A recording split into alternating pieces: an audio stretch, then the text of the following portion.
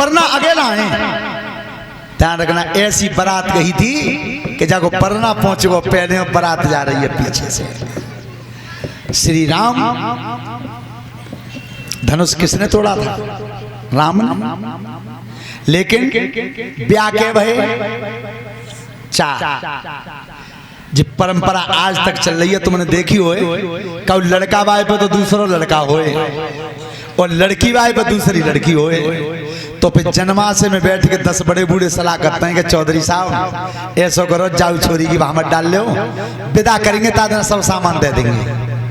तो देखो तुम खच्चती बचाओ जो बचियांगे सलाह बनते जिस सबसे पहले जनकपुर में तो चली धनुष तोड़ा था राम ने। और इधर जनक के भाई पर 4 तो बेटियां थी और इधर महाराज दशरथ पर 4 ही बेटा था। तो तब जन्माशय में सलाह वही कि हमारा 4 ही लड़की थे और 4 ही लड़का थे, पर ब्याह कर लो तो बढ़िया ना रोए। पर सुनो, ब्याह की सलाह तो बनी, पर वो चीज नहीं आई बीच में जो आज आ रही है। कौन सी? अब दूसरे लड़का को ब्याह करवे कोई कह दे तो पहन तो लड़का बाप को मुंह सूदो ना हो तो, और जबरदस्ती समाज करियो दे तो क्या कहते हैं मालूम? भैया सुनो, को जाके बिचौलिया कागज पर लिखवा सामान को आका देंगे जे विदा में, सब सामान चाहिए मोए विदा में, तो भामत डाल लो। पर रामायण खोल के पढ़ियो जे 2 लगत काऊ ने कही जनकपुर में कि 3 लड़के को ब्याह और कर लो, सामान सब बाद में भिजवा देंगे। कहूं नहीं कही। तो जब दुनिया में इस समय अगर कोई राक्षस पैदा हुआ है तो वो है दहेज। सबसे बुरा राक्षस है आज के समाज में दहेज। अरे देखो परीक्षित जी, पुरानी कहावत है कि शादी के दाम और आंधी के आम गिने ना जा, तो जाके जैसो पल्ले पड़ेगो तो पड़ेगो, मिलेगो सो मिलेगो। और बा में ज्यादा तकरार करो बीच में पीछे थे, और जिनने ज्यादा तकरार करी ना है बे जंगला में तो जग रहे हैं, कोई मिलाई भी तो ना हो। विचार करना अपने मन में, दहेज प्रथा कौन सी है? आप रामायण को खोल के देख लें, क्या दशरथ ने दहेज मांगा? नहीं मांगा। पर सुनो, सबसे बड़ी कमी तो बहन जी तुम्हारे स्टाफ में है। सब माता बहन ध्यान से सुनियो, आज अगर रोडवेज में एक कर्मचारी होता है फौजी, और वो रोडवेज की बस में बैठ के जाता है, और जब वो टिकट बनाने आता है कंडक्टर, तो वो पीछे से हाथ उठा देता है। क्या नाम बेटा? विष्णु। ये 100 रुपए की हारमाला ये हमारे छोटे से विष्णु बाबू हैं, इनकी तरफ से है। तो माले में वो क्या कहते पीछे थे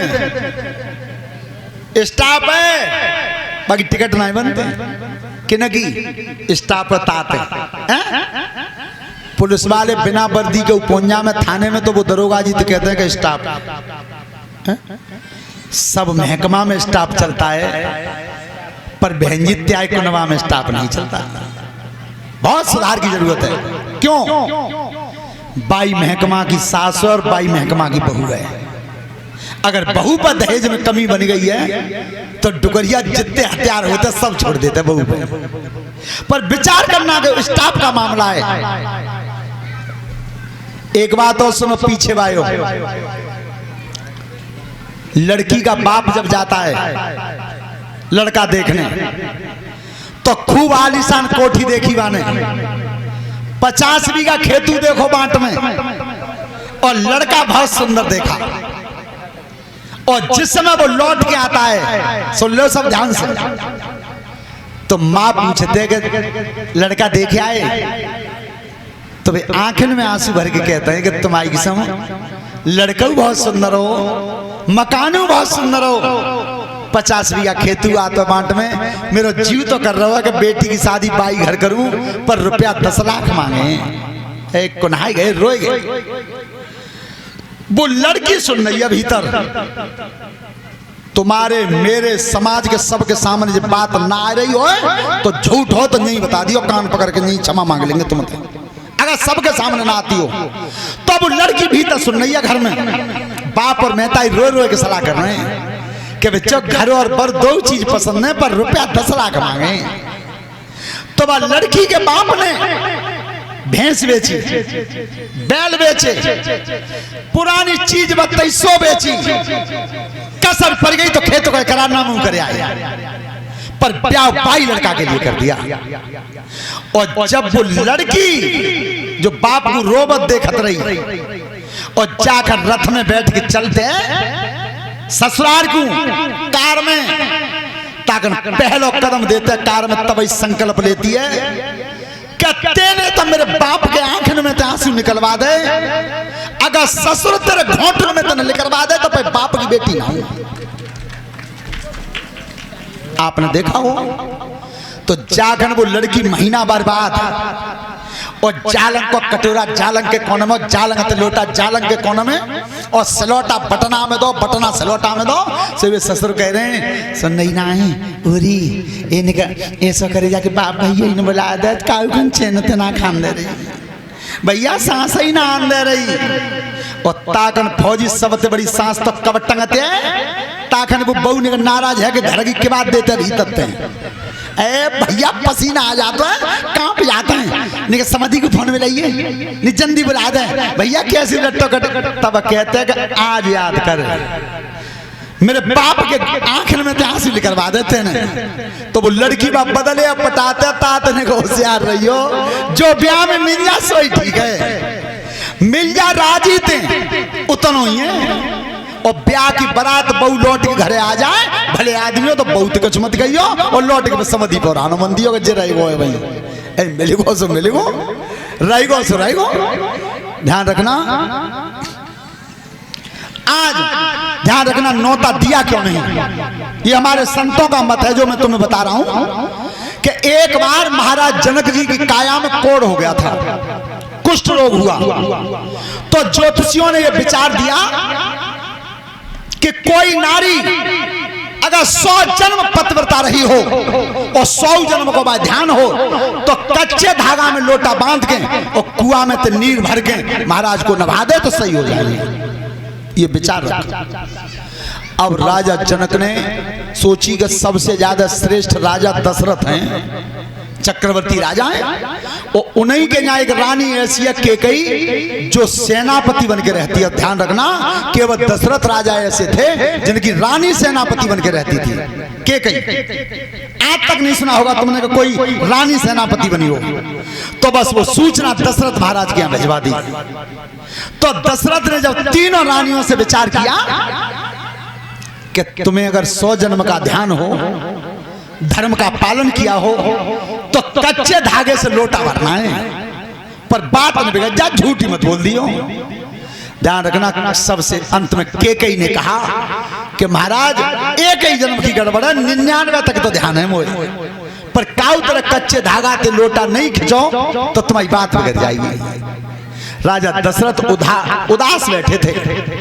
उसी समय अयोध्या की एक मेहतरानी और झाड़ू लगाने आई तो महाराज को उदास देखा। तो कहिए राजन आज चेहरा उतर क्यों रहा है।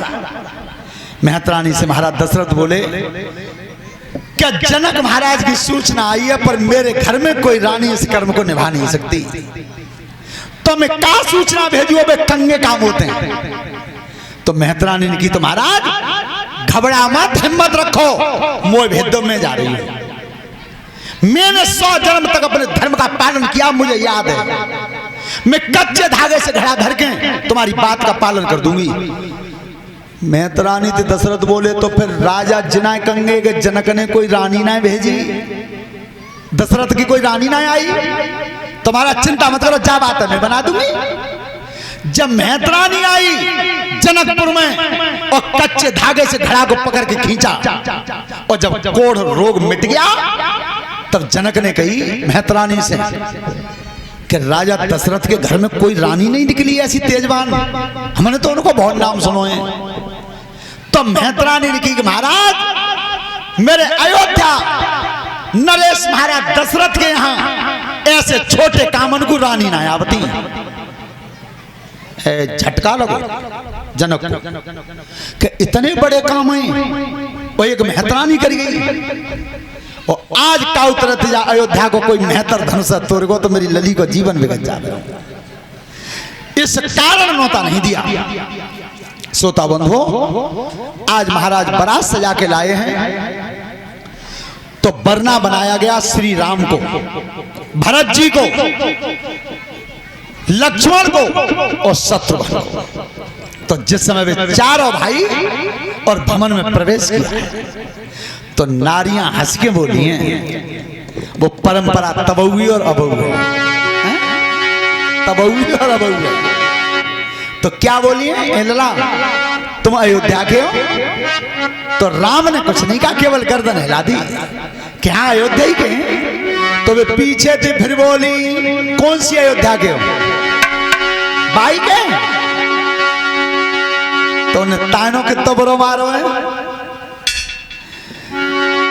अरे तदबीर से होते नहीं तकदीर से होते, अबदपुरी में बालक खाने खीर से होते।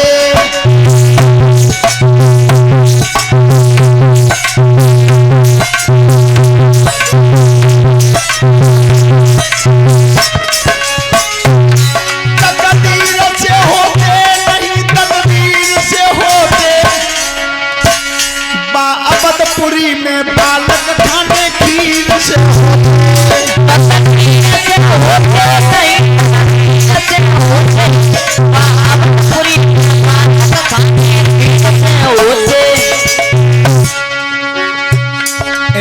अयोध्या है हमन जी सुनिए बा में खीर खाए के बालक है जाते हैं।